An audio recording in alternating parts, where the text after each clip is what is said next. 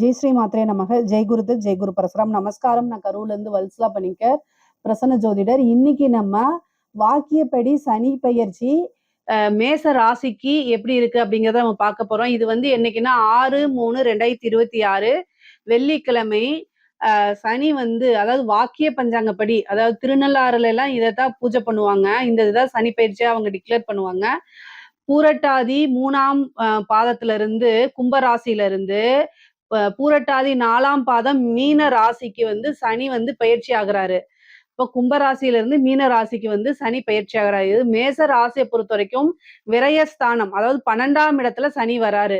மேச ராசிக்கு வந்து பாத்தீங்கன்னா விரய சனி, 7.5 சனி ஸ்டார்ட் ஆயிடு. கொஞ்ச நாளாவே எனக்கு ஸ்டார்ட் ஆயிடுச்சுங்க, ரொம்ப கஷ்டமா தான் இருக்கு அப்படின்னு நீங்க நினைப்பீங்க. இனி முழுமையான கஷ்டங்கள் என்னன்னு தெரியும். அதாவது வாக்கியப்படினா கொஞ்சம் பவர்ஃபுல்லானது. இப்போ பொதுவாவே வந்து விரைச்சனி என்ன பண்ணும் அப்படின்னா வருமானத்தை விட செலவு அதிகப்படுத்தும். ஆல்ரெடி அப்படிதான் போயிட்டு இருக்கு அப்படின்னா இனி கொஞ்சம் கடுமையா நீங்க என்ன செய்யணும், போராடணும். காசு பணம் சம்பாதிக்கிறதுக்கு கடுமையா போராடணும். தேவையில்லாத செலவுகளை குறைச்சிக்க பழகணும். 12ஆம் இடத்துல இருந்து 6 பாக்குறாரு. அதனால ஹெல்த் ரீதியா ப்ராப்ளம், கடன் ரீதியான பிரச்சனைகள் வரும். அதே மாதிரி 9ஆம் இடத்தை பாக்குறாரு.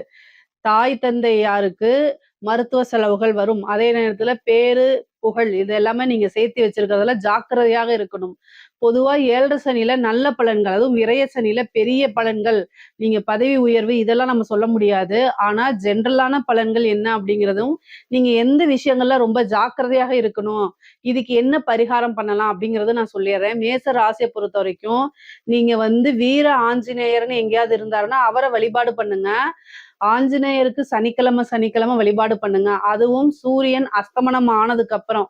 சனிக்கு செய்யக்கூடிய எல்லா பரிகாரங்களுமே சூரியன் அஸ்தமனம் ஆனதுக்கு அப்புறம் வந்து செய்யறது வந்து நல்ல சிறப்பான பலன்களை உங்களுக்கு கொடுக்கும். நல்ல பவர்ஃபுல்லும் கூட. சனிக்கு செய்யக்கூடிய விஷயங்கள் எல்லாமே சூரியன் இருக்கும்போது செய்யும்போது அது வந்து முழுமையாக ஆகாது. பவர் வந்து கம்மி தான். சனினாலே இருட்டு தான். அதனால வந்து இரவானதுக்கு அப்புறம் செய்யறது. அஸ்தமனம்னா 6 மணிக்கு சூரியன் வந்து மறைஞ்சிருவாரு. அதுக்கப்புறம் நீங்க செய்யுங்க. அது எல்லாமே உங்களுக்கு நல்ல சிறப்பான பலன்களா அமைஞ்சிரும். பொதுவாவே வந்து பாத்தீங்கன்னா விரைச்சனி அப்படிங்கும்போது அவரு உங்களுக்கு 2ஆம் இடத்தை பார்ப்பாரு. அப்போ குடும்பத்துல வந்து நிறைய போராட்டங்கள், மனக்குழப்பங்கள், வாக்குவாதங்கள் இதெல்லாம் இருக்கும். நீங்க ஆபீஸ்லயா இருந்தாலும் சரி, குடும்பத்திலயா இருந்தாலும் சரி, பேசக்கூடிய வார்த்தைகளை நிதானமா இருக்கணும். சனி 2ஆம் இடத்தை பாக்குறாரு. செலவை கட்டுப்படுத்திக்கணும். குடும்பஸ்தானத்துல, அதாவது வாக்குச்சனி கோப்பை குலைக்கும்னு சொல்லுவாங்க. அதாவது வாக்கு ஸ்தானத்தை பாக்குது. சோ அதனால கொஞ்சம் பேசுற விஷயங்கள்ல கவனமாக இருந்துக்கங்க. அதே நேரத்துல கண்ணா பின்னான்னு கடன் வாங்காதீங்க. கடன் சுமைய இது பண்ணிக்கங்க. ஆனா வழக்குகள் விஷயங்கள்ல உங்களுக்கு வெற்றி கிடைக்கும். நீங்க என்ன விஷயங்கள் நடந்தாலும் சரி, உங்களுக்கு ஒரு பனிஷ்மெண்ட்னு இருக்கும்போது அந்த பனிஷ்மெண்ட்ல இருந்து தப்பிக்கிறதுக்கு உண்டான வாய்ப்பு, வழக்குகள்ல வெற்றி, ஓகேங்களா, எதிரிகளை ஜெயிக்கக்கூடிய அமைப்பு இதெல்லாம் உங்களுக்கு வரும். அதே நேரத்துல உங்களுடைய பேருக்கு களங்கம் விளைவிக்கும். சனியுடைய பார்வை வந்து பெருசா நல்ல விஷயங்களை செய்யாது. அதனால பேர் புகழ் அப்படிங்கக்கூடிய இடமும் 9ஆம் இடம். அதை சனி பாக்குறதுனால நீங்க தப்பு செஞ்சிருக்க மாட்டீங்க. உங்களுடைய ஒர்க்கை குறை சொல்றதுக்கு, உங்களுடைய பேருக்கு களங்கம் விளைவிக்கக்கூடிய அமைப்புகள் வரத்துக்கு வாய்ப்புகள் இருக்கு. அதுவும் கூட பழகின நண்பர்களோ அல்லது உங்களுக்கு தெரிந்த நண்பர்களே வருவாங்க. அதனால ஜாக்கிரதையாக இருந்துக்கங்க. கொஞ்சம் இந்த 7.5 சனியில அந்த அசால்ட்டுன்னு சொல்லுவாங்கல்ல, அந்த அலட்சியம் சொல்லுவாங்கல்ல, அந்த அலட்சியத்தை வந்து என்ன செய்யணும், வேரோட விட்டுறணும். எப்பவுமே விழிப்புணர்வோட இருக்கணும். விழிப்புணர்வோட இருக்கும்போது இந்த சனியோட இது பெருசா வந்து பாதிப்பு ஏற்படுத்தாது. இந்த யாருக்கெல்லாம் பாதிப்பு எடுப்புன்னா அலட்சியத்தோட செயல்படக்கூடியவங்க, ஒர்க்ல கான்சன்ட்ரேட்டே இல்லாம இருக்கிறவங்க, அலட்சியமா இருக்கிறவங்க, ஒர்க்க மதிக்காதவங்க, சோம்பேறிகளா இருக்கிறவங்களுக்குலாம் 7.5 சனி ரொம்ப கெடுபலன்களை கொடுக்கும். சதா உழைப்பாளிகள் நம்ம முன்னேறணும், எப்படியாவது முன்னேறணும், நல்ல இது நிறைய உதவி பண்ணக்கூடிய விஷயங்கள் இந்த மாதிரி இருக்கவங்களுக்கு பெரிய லெவல்ல பாதிக்காது. அதனால நீங்க கவலைப்படாதீங்க. பொதுவா ஒரே ஒரு விஷயங்க, எல்லா விஷயங்களையும் விழிப்புணர்வோட இருந்துட்டீங்கன்னா பிரச்சனையே இல்ல. இது வந்து என்னன்னா, இந்த சனி வந்து பாத்தீங்கன்னா உங்களுக்கு 12ல இருக்கனால விரயம் மட்டும் கிடையாது, இன்வெஸ்ட்மெண்ட்டும். சோ ஏதாவது பிசினஸ் பண்ணலாமான்னா உங்களுடைய ஜாதகத்தை பார்த்துக்கிட்டு தொழில் தொடங்கலாமா, தொழில் தொடங்குறதுக்கு இது ஏற்ற காலமான்னு பாத்துக்கங்க. 7.5 சனி ஆயிட்டா எதுவுமே செய்யாம எல்லாத்தையுமே சாப்டரவே க்ளோஸ் பண்ணணும்னு அவசியமே கிடையாது. எல்லாமே நீங்க ஸ்டார்ட் பண்ணலாம். ஆனா உங்களுடைய சுய ஜாதகத்துல அது என்ன என்ன நீங்க லக்னம், மீன ராசியில என்ன கிரகங்கள்லாம் இருக்குங்கிறத நீங்க உங்களுடைய ஃபேமிலி அஸ்ட்ராலஜர்ஸ் இருப்பாங்கல்ல, அவங்க மாரி இருக்கவங்ககிட்ட கன்சல்ட் பண்ணிட்டு ஆரம்பிங்க. இதுல வந்து புது புது பிசினஸ் செய்யலாமா அப்படின்னா, அது உங்களுடைய ஜாதகத்த பொறுத்து தான் இருக்கு. உங்களுக்கு தொழில் ஸ்தானம் எப்படி இருக்கு அப்படிங்கிறது தான். ஆனா பொதுவா 12ஆம் இடம்ங்கிறது இன்வெஸ்ட்மென்ட். ஏன்னா உங்களோட ராசிக்கு 12ல தானே இருக்கு. விரயம் மட்டும் கிடையாது. அது சுப விரயமா மாத்திக்கலாம். ஒரு தொழில்ல இன்வெஸ்ட் பண்றது, இல்லன்னா ஒரு பெரிய லாங்கான கோல்டுல அல்லது ஒரு இடத்துல இந்த மாரி சுப விரயமா அத மாத்திக்கங்க. நீங்க ஒரு சீட்டு போடுறது, இந்த மாரி விஷயங்கள்லாம் பண்ணும்போது, அது பெரிய லெவல்ல உங்களுக்கு பாதிப்பை ஏற்படுத்தாது. எப்படியாவது ஒரு செலவு. அந்த மாரி உங்களுக்கு குடுக்கும். அதே மாரி குடும்பத்துல வந்து பாத்தீங்கன்னா, வெளியில இருந்து வரக்கூடிய டென்ஷன குடும்பத்துல காமிக்காதீங்க. குடும்ப நபர்கள் தான் நமக்கு ஆதரவா இருக்கணும். நீங்க வெளியில ஆல்ரெடி மேச ராசிய பொறுத்தவரைக்கும் வெளியில எல்லா இதுவுமே கஷ்டப்பட்டுட்டு வருவீங்க. அங்க குடும்பத்துல வந்தா நைனே அத செய்யல, இத செய்யல இப்படின்னு சொல்லி உங்களுக்கு கமிட்மெண்ட் எரிச்சல் ஊட்டுற மாரி பேசும்போது, நீங்களும் வாய விட்டுருவீங்க. சண்டை சச்சரவுகள் வரும். அது வந்து என்ன சனி 6ஆம் இடத்த பார்க்கறதுனால, சண்டை சச்சரவுகள் கணவன் மனைவியா இருந்தா ஒருவரைக்கொருவர் புரிந்து நடந்துக்க வேணும். இல்ல அப்படின்னா 6ஆம் இடம் கோர்ட்டு கேஸ், டைவர்ஸ், பஞ்சாயத்து இதெல்லாம் கூட்டி விட்டுரும். அதனால ஹஸ்பண்ட் ஒய்ஃப் மியூச்சுவல் அண்டர்ஸ்டாண்டிங் ரொம்ப ரொம்ப முக்கியமான விஷயம். ஸோ அதனால அண்டர்ஸ்டாண்டா இருக்குங்க. இல்ல அப்படின்னா சண்டை சச்சரவுகள், வெளி ஆட்களுடைய தலையீடுலாம் உங்களுக்கு வந்துரும். குடும்பத்துல ரொம்ப கவனமா நடந்துக்கணும்.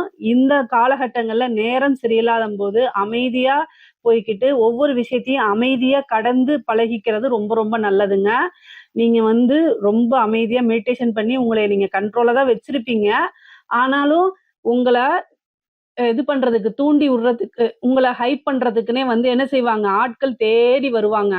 அவங்கள பார்க்கும்போது, இவங்க நம்மளுடைய ஃப்ரெண்ட் இல்ல, இவங்க நம்ம ஹஸ்பண்ட் இல்ல, இவங்க நமக்கு ஒய்ஃப் இல்ல, சனியே மறுரூபமா வந்திருக்கு அப்படின்னு மனசுல நெனச்சுக்கிட்டு, அத பார்த்துட்டு கும்பிடு போட்டு தனியா வந்துரணும். அவங்கள நேருக்கு நேரா இப்ப சனிய நேருக்கு நேரா நின்னு கும்பிடுவோமா? கும்பிட மாட்டோம்ல. அது மாரி அவங்க நீங்க நேருக்கு நேரா மோதாம வந்துருங்க. அந்த இடத்துல இருந்து சைடா வந்து மூவ் ஆன் பண்ணிருங்க. அதுதான் நீங்க ஜெயிக்கிறதுக்கு உண்டான அமைப்பு. இதுதான் சூட்சமம். இத புரிஞ்சுக்கிட்டீங்கனாலே, 7 சனி இல்ல, எந்த சனி வந்தாலும் உங்களுக்கு பாதிப்பை ஏற்படுத்தாது. ரொம்ப கஷ்டமான காலகட்டங்கள்ல அமைதியா போறத தவிர, வேற வாய்ப்புகள் இருக்கா? அப்படிங்கிறத யோசிச்சு செயல்படுங்க. அதே மாரி சோம்பேறித்தனத்த விட்டுருங்க. அலட்சியத்தை விட்டுருங்க. யாரு மேச ராசியில இருக்கிறவங்க சுறுசுறுப்பா தான் இருப்பீங்க. ஆனா, இந்த சனி வந்து உங்களுக்கு சோம்பேறித்தனத்த அப்படியே குடுக்கும். என்ன அப்படின்னா 6ஆம் இடத்த பாக்குது. அப்ப 6ஆம் இடம்ங்கும்போது நோய், அப்ப சின்ன சின்ன காய்ச்சல், தலைவலி, கை கால் வலி, உடம்பு வலி இது எல்லாத்தையும் குடுத்துரும். அப்ப பாடி வந்து வீக்கா இருக்கும்போது ஆட்டோமேட்டிக்கா டயர்ட் ஆகும். டயர்ட் ஆகும்போது சோம்பேறித்தனமாயி தூக்கம் வந்துரும். ஸோ, அதனால இதுலலாம் இருந்து நீங்க வெளியில வரணும் அப்படின்னா, தன்வந்திரி பகவான வழிபாடு பண்ணிக்கங்க. உடம்ப வந்து நல்லா ஃபிட்டா இருக்கிறதுக்கு இது பண்ணிக்கங்க. எக்சர்சைஸ் பண்ணிக்கங்க. வாக்கிங் போங்க, ஜிம்க்கு போங்க. இல்ல உங்களுக்கு புடிச்ச டான்ஸ் ஆடுங்க. சனிக்கு வந்து பாத்தீங்கன்னா, சந்திரன் வந்து பகைன்னு சொல்லுவாங்க. உப்பு தண்ணி பகை. இரும்ப போய் சனியோடைய இது என்ன தெரியுங்களா? உலோகம், இரும்பு. இந்த இரும்பு வந்து உப்பு தண்ணீல துருப்பிடிச்சு போயிரும் தெரியுங்களா? அது பவர் இழந்து போயிரும்ல. அது மாரி யாரோட உடம்புல இருந்து வேர்வை தண்ணி வெளியில வருதோ, அப்ப அங்க சனி வேலை செய்யாது. அதனால சுறுசுறுப்பா இருங்க. ஜாக்கிங் போங்க. உங்களுடைய வேர்வை தண்ணினா ஃபேன் ஆஃப் பண்ணிட்டு வீட்ல சும்மா இருந்தாலும் வேர்த்துரும். இது ஓகேவான்னு கேட்காதீங்க. எடக்கு முடக்கா வந்து கமெண்ட்ஸ்ல வேற கேட்கிறீங்க. அது கிடையாது. சுறுசுறுப்பா நீங்க ஒர்க் அவுட் பண்ணணும். ஓகேங்களா? அப்படி நீங்க ஒர்க் அவுட் பண்ணி உங்கள வந்து நீங்க ஃபிட்டா வச்சிருக்கும்போது 7:30 சனி கட்டாயம் வேலை செய்யாது. ஆஞ்சநேயர் வந்து கும்பிடும்போது அந்த வீர ஆஞ்சநேயர் பார்த்தீங்கன்னு வச்சுக்கோங்க, ஆஞ்சநேயருடையது வந்து அப்படியே ஒல்லியாவா இருக்காரு. நல்ல கட்டுமஸ்தான உடம்பு. ஸோ அது மாரி ஜிம் பாடி. அவர பார்க்கும்போது நீங்க என்ன செய்யணும்? சுறுசுறுப்பா ஆகணும். அதுக்கு தான் ஆஞ்சநேயர் வழிபாடு பண்றது. பல விஷயங்கள்ல இருந்து பாதுகாப்பு உங்களுக்கு ஆஞ்சநேயர் வழிபாடு. கம்பல்சரி அவருடைய கால்ல சரணாகதி அடைஞ்சிருங்க. 7 சனி கட்டாயம் பாதிப்பை ஏற்படுத்தாதுங்க. அதே அதே மாதிரி வந்து இந்த உங்களுக்கு வந்து தந்தையார் வழி சொத்துக்கள்ல வந்து இழுபறிகள் இருந்துச்சு அப்படின்னா, அந்த இழுபறிகள்லாம் நீங்கி, உங்களுக்கு ஃபேவரா மாறுறது அது ஒரு இது இருக்கு. அதே மாரி தந்தைக்கு வந்து பார்த்தீங்கன்னா, மருத்துவ கண்டம் இருக்கு. அவருடைய ஹெல்த்த ரொம்ப பார்த்துக்கங்க. திடீர்னு நல்லா இருப்பாரு, திடீர்னு ஏதாவது ப்ராப்ளம் வந்துரும். இது மாரி பிரச்சனைகள்லாம் வரும். அதே மாரி நீங்க வேலை பார்த்துட்டு இருக்க இடத்துல இருந்தாலும் சரி, நீங்க வீட்ல இருந்தாலும் சரி, ஏதாவது உங்களுடைய பேருக்கு நீங்க தப்பு செஞ்சிருக்க மாட்டீங்க. ஆனா, அது ஏதாவது பேருக்கு களங்கம் விளைவிக்கிறதுனால உங்களுடைய குட் நேம வந்து ஸ்பாயில் பண்ணணும்னு சில பேர் வருவாங்க. அதனால ஜாக்கிரதையா இருந்துக்கங்க. ஸோ எல்லா இதுலயுமே நீங்க விழிப்புணர்வோட இருந்துட்டீங்கன்னா, எந்தவித பிரச்சனையும் கிடையாது. அதே மாரி வந்து கல்யாணம் பண்ணலாமா? இந்த 7 சனி இருக்கு. கல்யாணம் பண்ணலாமா? அப்டின்னா, உங்களுக்கு குருபலம் இருக்கு. ஜாதக ரீதியா 7ஆம் அதிபதியோடைய தசாபுத்தி, 7ஆம் அதிபதிக்கு குருவோடைய பார்வைலாம் வருது அப்படின்னா, தாராளமா கல்யாணம் பண்ணலாம். இதெல்லாம் இல்ல அப்படின்னா, திருமணம் சம்பந்தப்பட்ட பேச்சுக்களை எடுக்காம இருக்கிறது நல்லது. பொதுவா ஜென்ம சனியில கொஞ்சம் டென்ஷன்கள் இது மாரி இருக்கும். ஆனா, திருமணத்துக்கு இதுக்கும் எந்தவித சம்மந்தமும் இல்ல. சனி வந்து திருமண ஸ்தானத்த பார்க்கல. அதனால எந்தவித பிரச்சனையும் கிடையாது. திருமணத்துக்கு தடை பண்ண போறதும் கிடையாது. பொதுவாவே வந்து இந்த கடன் ரீதியான பிரச்சனைகள் வந்து ஒரு சிலருக்கு வந்து அது இந்த தொழிலுக்காகவோ அல்லது வேற எதுக்காகவோ கடன் வாங்கியிருப்பீங்க. 6ஆம் இடத்த சனி பாக்குது. அப்ப கடன அடைக்கிறதுக்கு எடுக்கக்கூடிய முயற்சிகள் சக்சஸ் ஆகும். ஆனா நீங்க எந்த அளவுக்கு முயற்சி போடுறீங்க அப்படிங்கிற ஒரு விஷயமும் இருக்கு. சனியுடைய பார்வை அவ்வளவு விஷயங்கள என்ன செய்யும் அப்படின்னா, கட் பண்ணி விடும், தடை பண்ணும். அப்போ கடன் வந்து உங்களுக்கு டக்கு டக்குன்னு அந்த கடன் வாங்க முடியாது. திரும்ப திரும்ப கடன் வாங்க முடியாத ஒரு சூழ்நிலையை ஏற்படுத்தி குடுக்கும். அதே மாரி கோர்ட்டு கேஸ் வழக்குகள்ல ஜெயிக்கிறதுக்கு உண்டான அமைப்பு. ஏதாவது ஹெல்த் ரீதியா பிரச்சனை அப்டின்னா, இவ்ளோ நாளா உங்கள கஷ்டப்பட்டுட்டு இருந்தது வந்து பார்த்தீங்கன்னா, சிறுக சிறுக அந்த வந்து ட்ரீட்மெண்ட்டுக்கு போகும்போது, அந்த பிரச்சனைகள்ல இருந்து மாறுறதுக்கு உண்டான அமைப்பும் குடுத்துரும். ஆனா மருத்துவ செலவ குடுக்கும். அந்த மருத்துவ செலவு நீங்க என்ன விஷயத்துக்காக பண்றீங்களோ, அது சக்சஸ் ஆகும். இப்போ வந்து உதாரணத்துக்கு, உங்களுக்கு ஏதாவது ஒரு பிரச்சனை இருக்கு. இதுக்கு சர்ஜரி பண்ணணும் அப்டின்னா, அந்த சர்ஜரி சக்சஸ் ஆயிரும். ஸோ, அதனால மருத்துவ விரயம் இருக்கு. ஆனா, அந்த விரயம் பண்ணுனாலும் உங்களுடைய உயிர் பாதுகாப்பா தான் இருக்கும். உயிர் கண்டம் கிடையாது. 7 சனியில பொதுவா கஷ்டம் தான் படுத்தும். நீ வந்து சாகுறதுங்கிறது ஈஸி. நெறைய பேர் சொல்றாங்க, 7 சனி ஆயிரும் நான் செத்துருவேனான்னு நெறைய பேர் என்ட்ட கேட்கறாங்க. அது 7 சனி எப்படிங்க சாகடிக்கும்? 7 சனி வந்து கர்மா. அதனால வந்து நீ செஞ்சதுக்கு பனிஷ்மென்ட் அனுபவிச்சாகணும். என்ன ஈஸியா போய் சாகுற அப்படின்னு சனி சொல்லுவாரு. அதனால சாகலாம் விட மாட்டாரு. எப்பவுமே அஷ்டமத்து சனியும் சரி, 7 சனியும் சரிங்க. சாகடிக்கவே அடிக்காது. 90% வந்து யாரையுமே கொல்லாதுங்க. ஆனா நம்ம செத்தரலாமா அப்படின்னு நெனைக்கிற அளவுக்கு பண்ணுவாரு. அதுதான் இங்க ஒரு பிரச்சனை. நம்ம போய் உழுகலான்னு நெனைக்கும்போது கைய புடிச்சு மீட்டு கொண்டு வந்து, அதுக்கப்புறம் அடி அடின்னு அடிப்பாரு. இந்த 7 சனி, அஷ்டம சனி, அர்த்தாஷ்டம சனி, கண்டச்சனிலாம் இதத்தான் செய்யும். ஸோ அதனால நீங்க வந்து இந்த 7 சனியில ஆயுள் கண்டம் அப்படிங்கிறதெல்லாம் கிடையவே கிடையாது. தெய்வ வழிபாட பண்ணிக்கங்க. அ ப இன்கம் வரதுல தான் கொஞ்சம் வந்து கடுமையா இருக்கும். உங்களுக்கு வந்து செலவு ரூ. 2000 நிக்கும். ஆனா வருமானம் ரூ. 200 ரொம்ப தள்ளணும் அப்படி. அப்படி இருந்தா எப்படி நம்ம வாழ்றது? அதுதான் 7 சனி குடுக்கக்கூடிய ஒரு விஷயமா இருக்கும்.